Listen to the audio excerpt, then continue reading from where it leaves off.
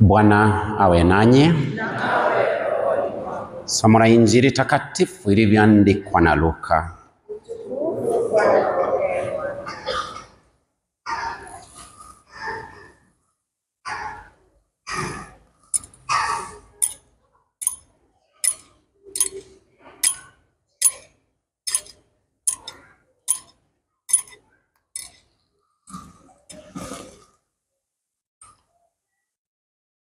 Wakati ule Yesu aliwaambia mfano huu baadhi ya watu waliojiona kama waadilifu na kuwadharau wengine.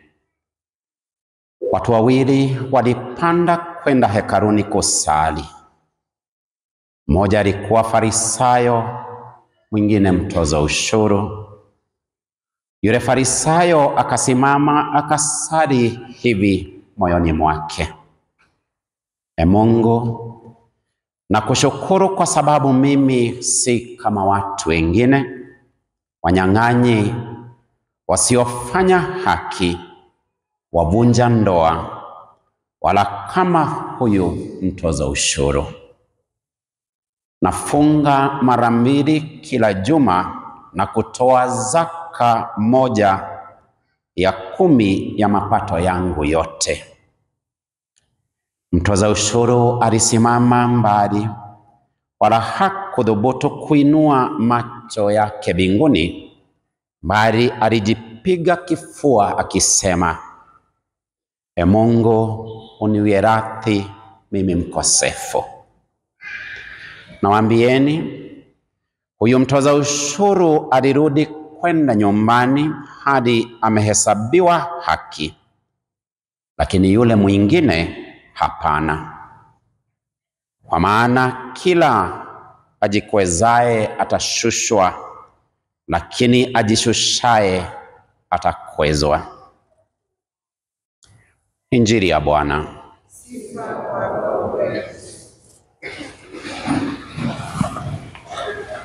Ndugu wapendwa, tumsifu Yesu Kristo daima na milele. Mungu ni mwema na kila wakati. Nawakaribisheni kwenye tafakari ya masomo yetu siku hii ya leo. Baada ya kusikiza somo la kwanza kutoka kwenye kitabu cha Yoshua bin Sira, somo la pili kwenye barua pili ya Mtakatifu Paulo kwa Timotheo, na Injili takatifu ya Luka ambayo tumekuwa tukisoma katika kipindi hiki cha mwaka C. Unaposikiliza Injili takatifu, inakuelekeza katika wazo la kipekee sana tunalolipata kwenye mwinjilisti Luka, jambo linaloguzia juu ya sala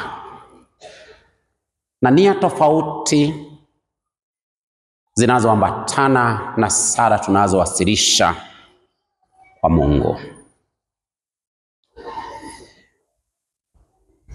Injili hii ya Luka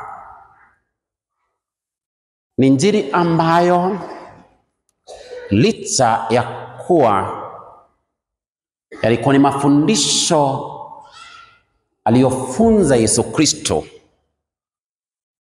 lakini yana ujumbe wa kipekee ambao hatupati katika injili zingine. Na ndio Yesu ama Luka anapotoa mifano aliyotumia Yesu, pengine tutajaribu kuangalia kwa umakinifu nini anachotuelekeza, pengine tupate kukielewa.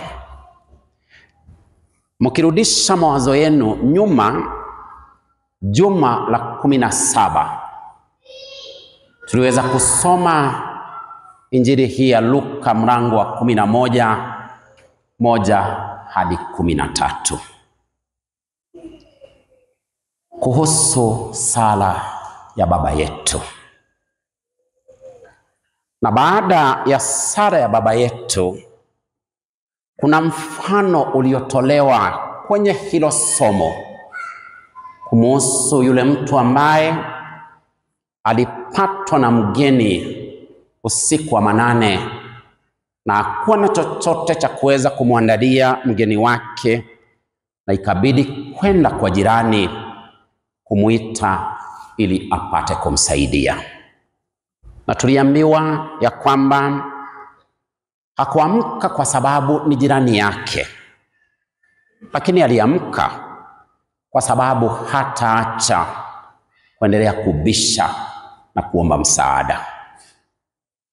Na ndipo mnakumbuka tukiambiwa kwamba omba na utapewa, tafuta na utapata, bisha na utafunguliwa. Ulikuwa ni ujumbe wa kipekee ulioweza kutolewa na mwinjilisti Luka, kwani hakuna mahala pengine katika injili zingine pengine tunapopata mfano huo unaoambatanishwa na sala. Juma lililopita, ikiwa ni Dominika ya 29, tuliweza kusoma bado injili hii ya Luka mlango wa 18 hadi 8, tulipoelekezwa ya kwamba tuombapo tusikate tamaa. Na ndipo tukapewa mfano wa mama mjane ambaye alitafuta haki kwa maadui zake. Alipomwendea yule hakimu akitafuta ile haki, na tuliambiwa kwamba huyu hakimu hakumjua Mungu wala hakumjali mtu, lakini kwa sababu ya sisitizo la jambo ambalo huyu mama alitaka kufanyiwa ili aweze kuipata haki kwa yule adui yake, yule hakimu alisema kwamba asipomtendea basi huyu mama atazidi kuwa msumbufu na kuendelea kuja kwake akitafuta ile haki. Na hivyo alimtimizia. Kutuelekeza katika sala, lazima wewe na mimi tupate kuwa na subira na uvumilivu licha ya changamoto ambazo tutakumbana nazo, na pengine kuona ya kwamba ni kama maombi yetu hayataweza kujibiwa kwa haraka, tukaambiwa kwamba tusikate tamaa. Na ya leo ni mfano wa 3 ambao tunaupata katika injili hii ya Luka. Na tuambiwa kwamba Yesu aliwaambia mfano huu baadhi ya watu waliojiona kama waadilifu na kuwadharau wengine. Kwa hivyo kile ambacho tunaelekezwa sisi tupate kukiona ni jinsi ambavyo tunaweza tukawadunisha wengine katika maisha, na pengine hivyo ndivyo tunavyopoteza baraka zake Mungu Mwenyezi. Na Mungu hawezi kweli akatutimizia lile tunaloliomba tunapokuwa na mawazo kama yale ya kuendelea kuwadunisha watu wengine, kuwadharau watu wengine, na kuona ni kama watu wasiofaa mbele zake Mungu Mwenyezi. And therefore, there is a funny story of a clergyman who had reached the end of his rope. and he decided to try some other way of life that might give him a greater personal satisfaction. He was very disappointed to discover that a job was hard to come by. At last, he landed a job in the local zoo.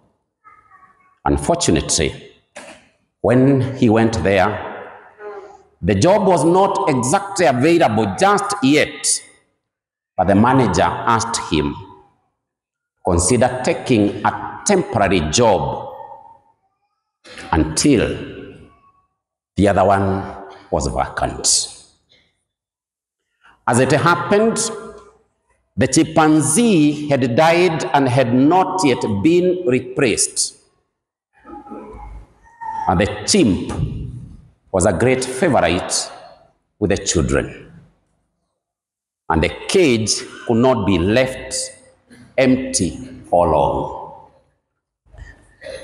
They had a chimp suit, and the man was asked if he would mind getting into the suit and taking the place of the chimp. Hivyo ni mtu ambaye avalie lile vazi linalofanana, pengine litakutoa kama chimpanzee kabla kazi ipatikane. Si hata hii ni kazi, na tunasema kazi ni kazi. Sasa huyu jamaa alipopewa nafasi ile, tuambiwa kwamba all he did have to do was to roll around a few times, eat a banana, go back in the back for a rest. He decided to give it a go. He was an instant success. The children gathered around his cage. He soon discovered that he was now getting much more attention than he ever got in the pulpit. Alipokuwa anahubiri pengine hakupata umaarufu, lakini alipokuwa anaigiza kama chimpanzee aliona ya kwamba yuwapata umaarufu. Na hivyo watu walifurahia kuja na kuweza kumtazama huyu chimpanzee. So one day he decided to really get into the act. He jumped up, grabbed an overhead bar, and began to swing and to and fro, to the delighted screams of the children. Aliruka na akaanza kujizungusha kama kweli chimpanzee wa kweli, na jinsi ambavyo alifanya vituko na sarakasi ndivyo alivyowavutia wale watoto, na wale watoto wakaendelea kushangilia. He got carried away with himself, and he really began to swing with gusto. Unfortunately, after one huge effort, his hands or paws slipped, and he went flying over the partition into the cage next door. A huge tiger approached, and forgetting that he was supposed to be a chimp, he screamed, "Help, help," to which the tiger whispered sharply, "Shut up, you fool. I am a minister too." We are all the same when we stand before God. None of us, and I repeat, none of us can claim to be better than the other. All of us are sinners. Na ukisikiliza hata injili ya siku ya leo inatukumbusha kwamba sisi wote tumepungukiwa, sisi wote ni wadhambi, kwa sababu huu mfano Yesu anautoa anapotazama baadhi ya watu waliojiona kama waadilifu na kuwadharau wengine. Ni mara ngapi pengine wewe na mimi tumejiona ya kwamba tungekuwa askofu mzuri kuliko yule yupo? Sisemi nyinyi, naposema nyinyi namaanisha sisi. Ni mara ngapi pengine hata sisi tumeona ya kwamba tungekuwa wasimamizi wazuri katika kampuni ama mahala ambapo tunafanya kazi kuwashinda wale ambao wapo. Pengine tunawadunisha ndugu zetu na kuona ya kwamba hawafai. Na ndio leo tunapojitafuta katika maisha yetu, mtazame huyu mfarisayo. Wote wanakwea kuelekea kule hekaluni, na wanapoingia kule hekaluni, nia inayowasukuma kuelekea hekaluni ni kumaanisha kwamba wanaenda kusali, wanaenda kumshukuru Mungu kwa nafasi aliyowapa katika haya maisha. Lakini tuambiwa kwamba mfarisayo aliposimama alianza kusali na kusema kwamba Mungu, na kushukuru kwa sababu mimi si kama watu wengine.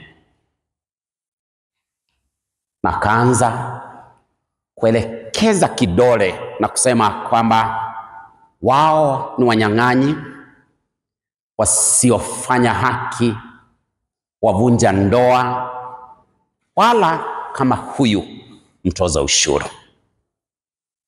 Kila wakati tunapojiona ya kwamba tuelekeza kidole kwa wengine, hicho kinachotuongoza kuelekeza kidole na kujiona ya kwamba sisi ndio tunaofaa, wengine hawafai, si kitu kingine ila ni kiburi na majivuno. Lakini leo tunakumbushwa kwamba ili hata sala zetu zipate kupokelewa, tunahitaji kunyenyekea ili kutambua kwamba neema ni Mungu anayezitoa, sio kwa sababu tunastahili, lakini kwa sababu tunajiona ya kwamba hatufai mbele zake Mungu Mwenyezi. Na hili lanielekeza katika wazo la pili kuhusu huyu mama ambaye tuambiwa kwamba kila wakati alipopokea mwili wake Yesu Kristo, alipojongea ili apokee mwili wa Yesu, huyo mama alidondokwa na majonzi na kulia kuona ya kwamba kwa kweli hastahili. Na tuambiwa kwamba siku moja aliweza kuulizwa, ni kwa nini wewe huwa unadondokwa na majonzi kila wakati unapojongea kupokea mwili wake Yesu Kristo? Na huyo mama alisema hivi: every time I receive the bread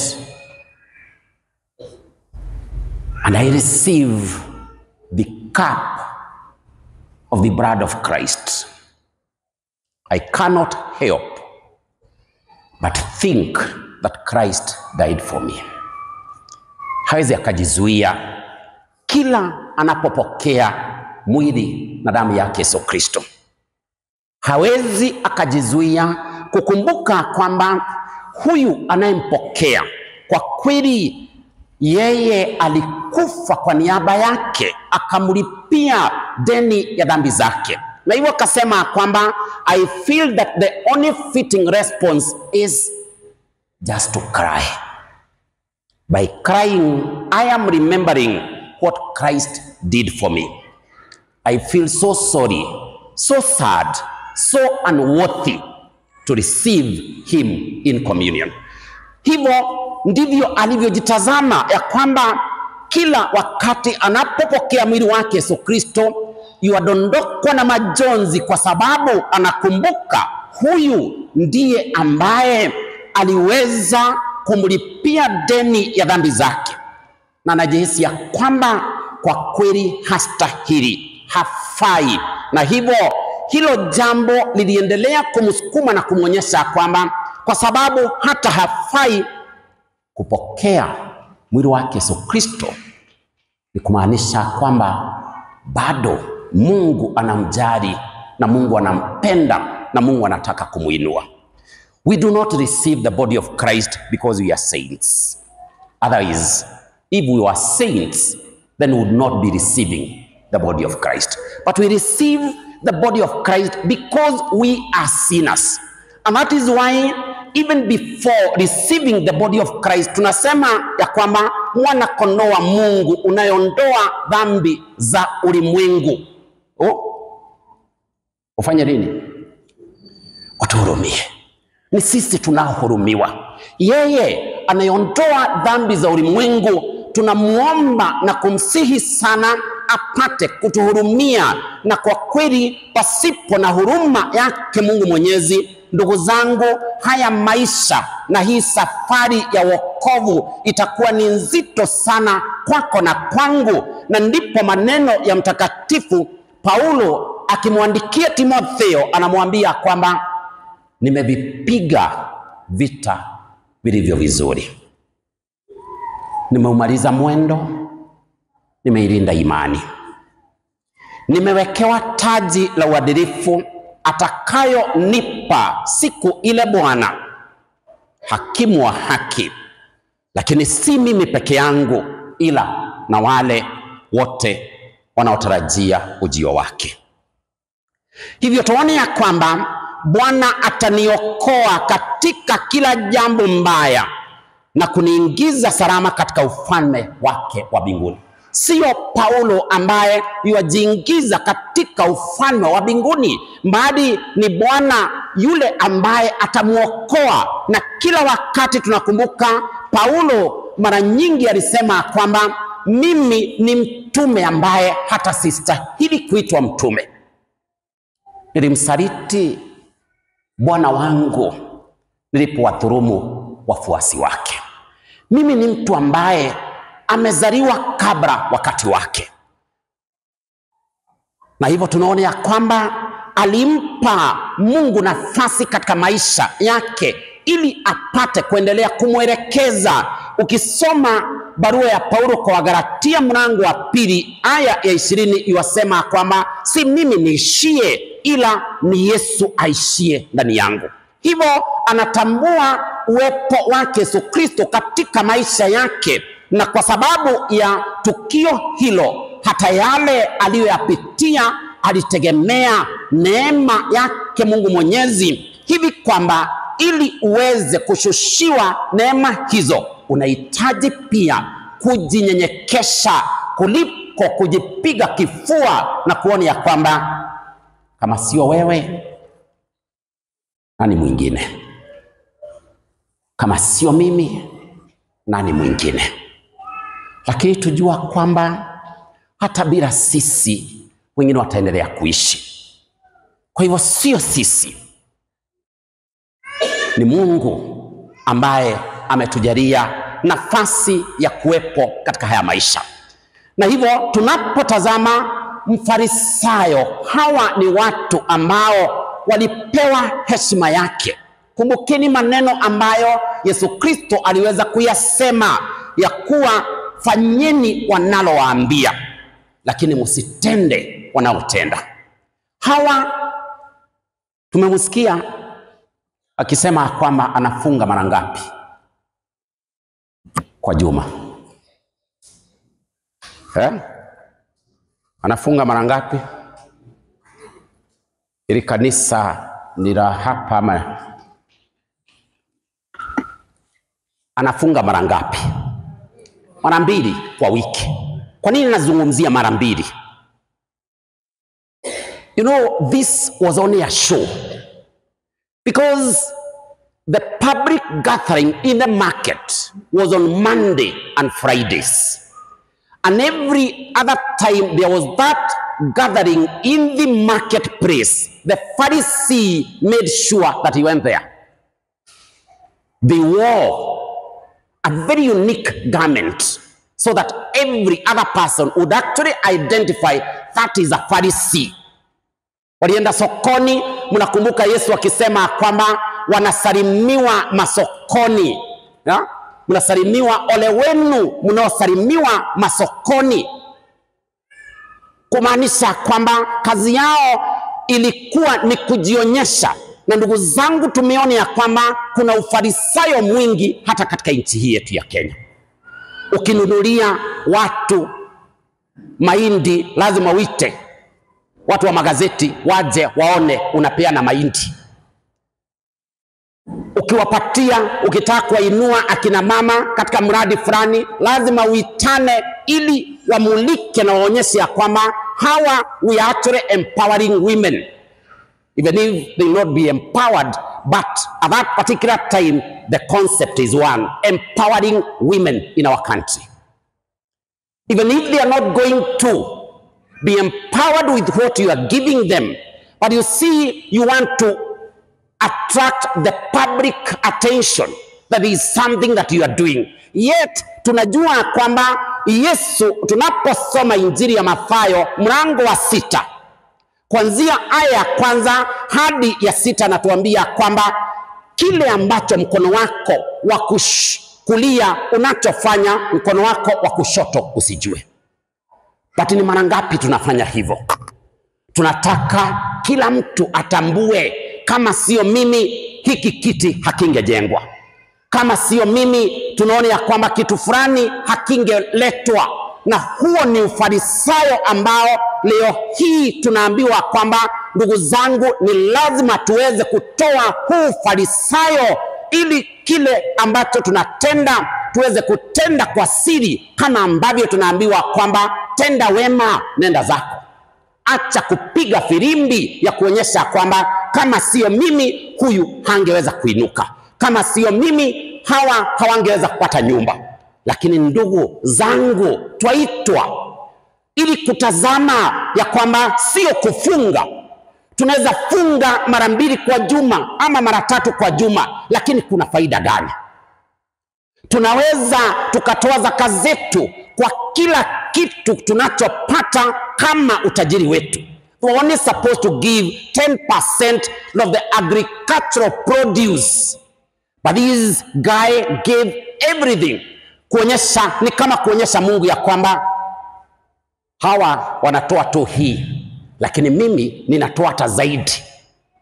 Kwa hivyo nione mimi.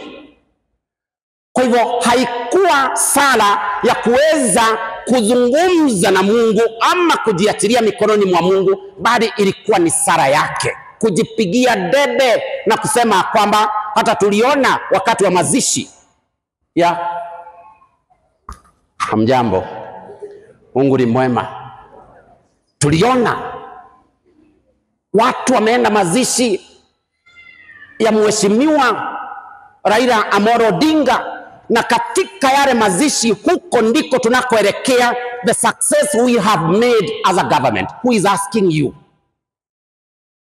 Who is asking? We've gone to mourn. Let us mourn. Let us pray for this soul. It is not a moment of telling us this is the strides that we've been able to make as a government. And I think that is where tunaambiwa kwamba toeni ufarisayo, toeni.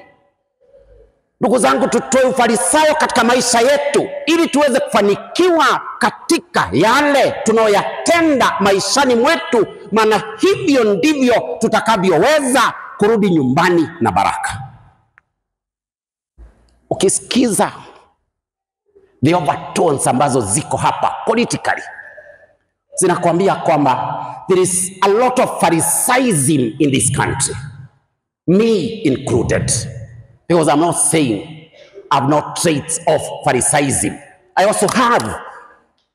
Na ndio tuone ya kwamba wale ambao wanatafuta kusifiwa na wanadamu, hawa ndio wanaokosea, kwa sababu tunaambiwa kwamba humility makes men and women angels, but pride makes angels devils.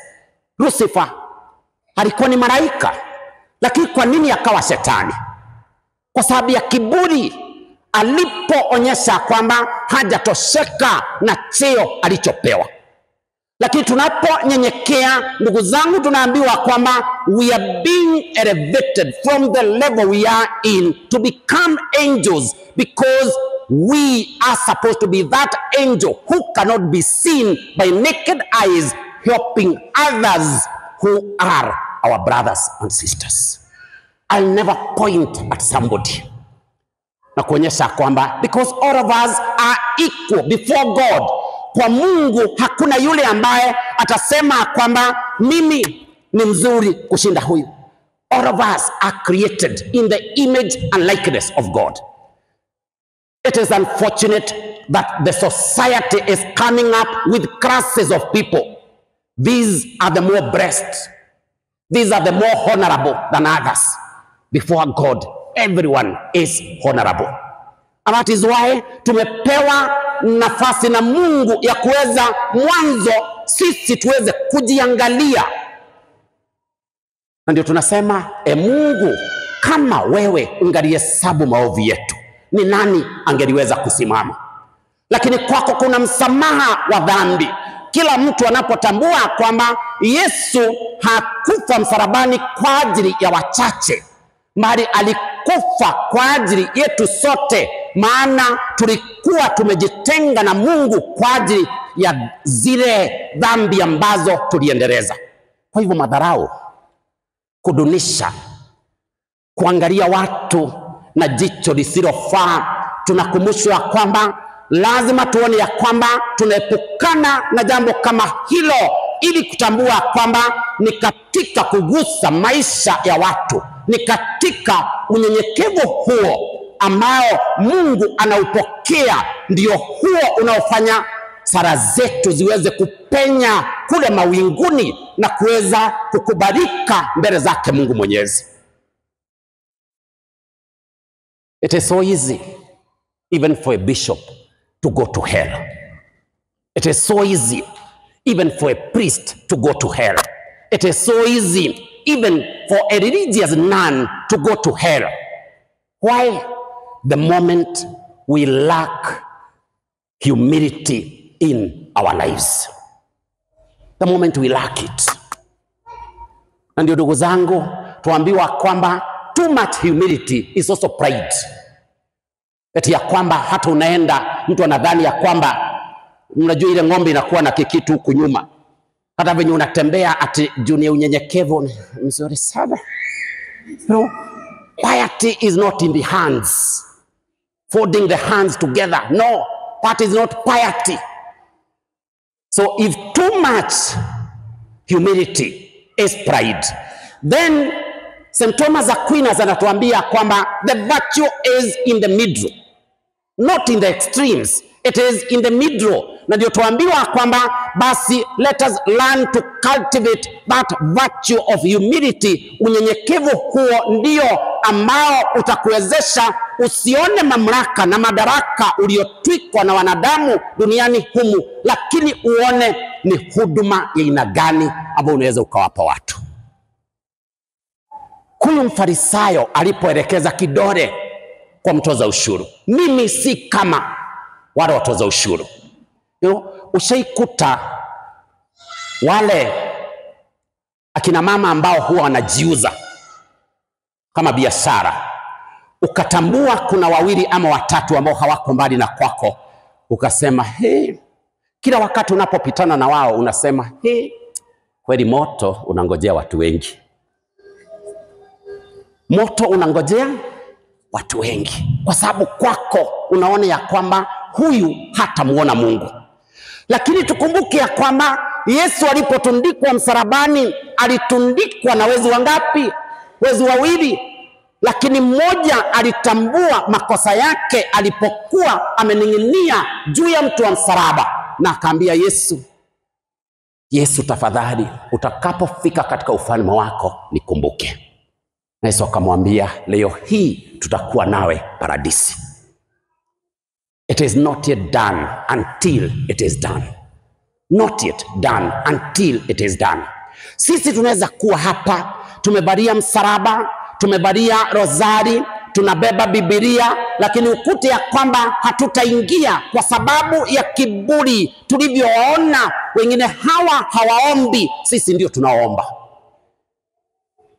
Sisi ndio tunaomba. Lakini tunafunzwa kuambiwa kwamba unyenyekevu kama huu ambao uliweza kuonyeshwa na huyu mtoza ushuru, hakuelekeza lawama. kwa Mafarisayo, lakini alijua Mafarisayo waliwatazama kama wasaliti, na sio tu Mafarisayo bali Wayahudi waliwaona kama wasaliti, watu ambao ni wachafu na watu ambao ni watenda dhambi. Kwa sababu ya nini? Kwa sababu waliweza kufanya kazi na ile serikali iliyowakandamiza. Umesikia hata mabishano kwa hii tangu Raila tumzike, hata tunapomzika bado tuko tunasema kwamba we belong to this broad based government. You heard them. Hamjambo. Kwa nini mnafikiria walisisitiza hivyo? Because hata mimi nina akili zangu naweza fikiria. Kwa nini walikuwa nasisitiza? Tuliambiwa na baba tukae hapa. Kwa hivyo even when the country is in a mess, as long as baba alisema tukae hapa, then we are supposed to stay there. As long as baba mtakatifu amesema kwamba hii ndio njia yetu, we only refer to the Pope as infallible when it comes to morals and faith. Infallible. Other things we can also think. We can think.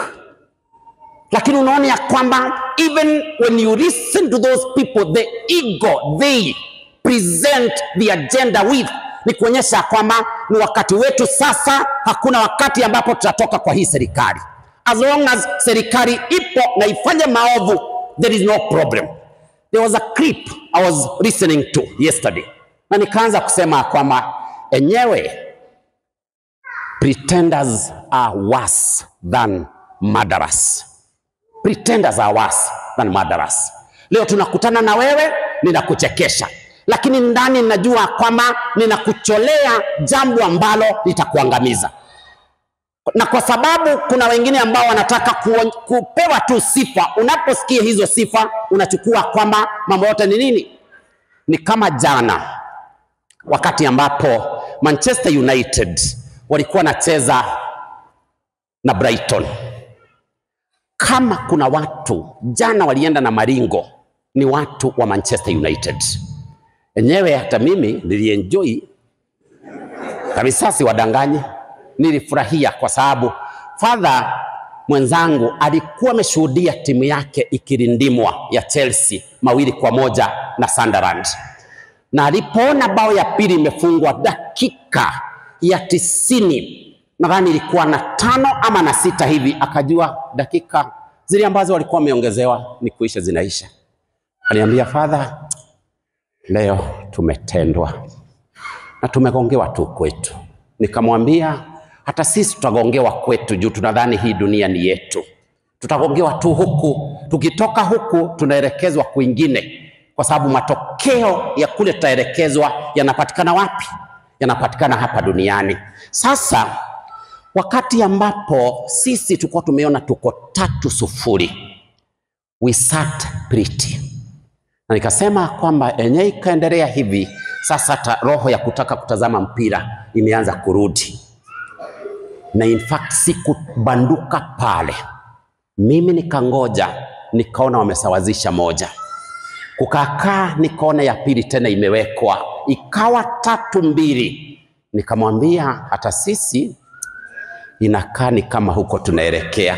Kwenye mmeelekezwa ndio ninaona tunafanya nini?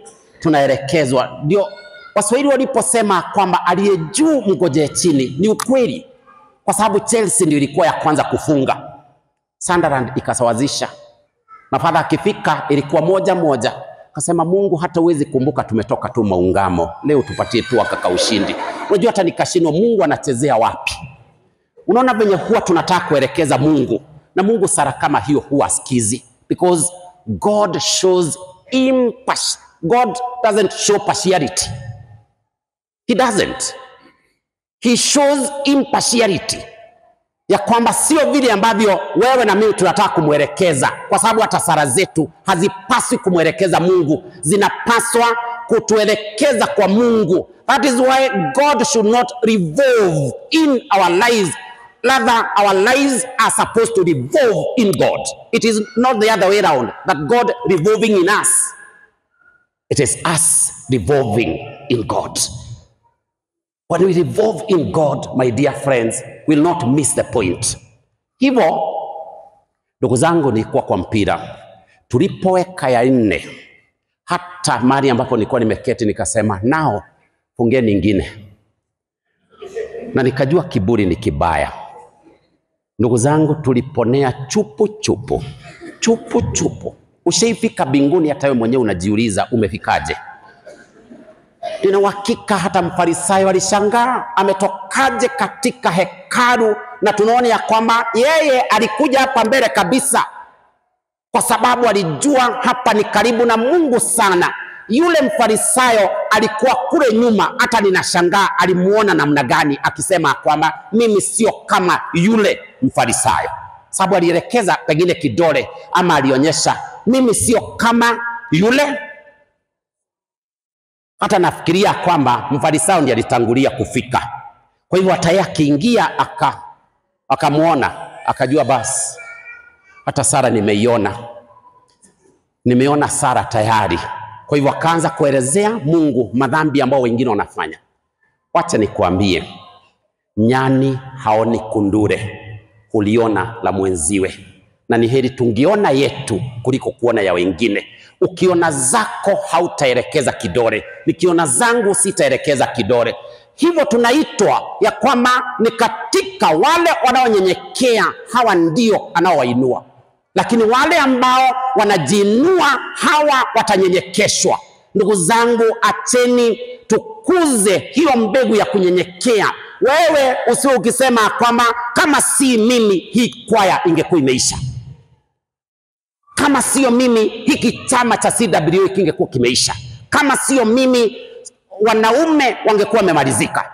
It is not you, it is God. It is God, not you.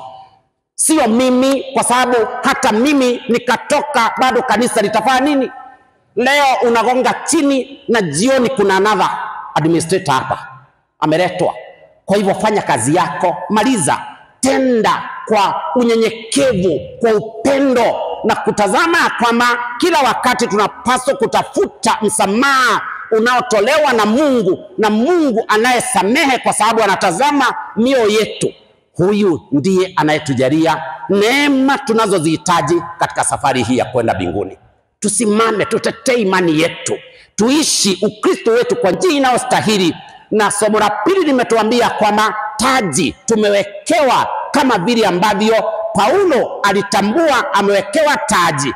Maana yeye alisema, si mimi mbali ni Yesu aishie ndani yangu. Acheni Yesu aonekane katika maisha yetu, tuzalishe matunda yanayostahili, na kila wakati kujipiga kifua na kusema kwamba mea culpa, mea culpa, mea culpa sana. Ya kwamba mimi nimekosa, mimi nimekosa, mimi nimekosa sana. Lakini siwe ya kwamba yule amekosa, yule amekosa, yule amekosa sana. Ni mimi. Na unapoonyesha ni wewe, utajitafuta katika hii safari ya kwenda mbinguni. Na tukisha jipata, acheni tumshirikishe Mungu atembee pamoja nasi. Na tunapoiaga hii dunia, Mungu atatutukuza na kutukaribisha katika ufalme wa mbinguni, kwa sababu hakuna jambo ambalo tutakuwa tumetenda kwa uwezo wetu ama kwa nguvu zetu, bali ni kwa nguvu za yeye ambaye anatujalia uwezo wa kuyatimiza tunaoyatimiza, na kuona ya kwamba mbele za Mungu tumefanya tu lile tulilopaswa kufanya. Tumefanya tu lile tulilopaswa kufanya. Omba na uombe kutoka moyoni. Tusiombe kutoka kwenye mdomo. Omba kutoka moyoni, ili hata hiyo sala ndio itakayopenya kule winguni, kwa sababu inatoka ndani ya mioyo yetu. Lakini sala ya hapa ni kama gani? Ni kama hiyo nimwambia Father akiomba, tafadhali tusiaibishwe hapa kwetu. Nikamuuliza, wewe uko wapi? Uko Kenya ama uko Stamford Bridge? Akasema niko Kenya, hapa Cathedral. Nikamwambia keti hapa, acha mpira uendelee kule. Mwenye atashindwa ashindwe, mwenye anashinda ashinde, lakini sisi tung'ang'ane siku moja tushinde na kuingia mbinguni na tuweze kukaribishwa. Mungu awabariki, tukutane mbinguni.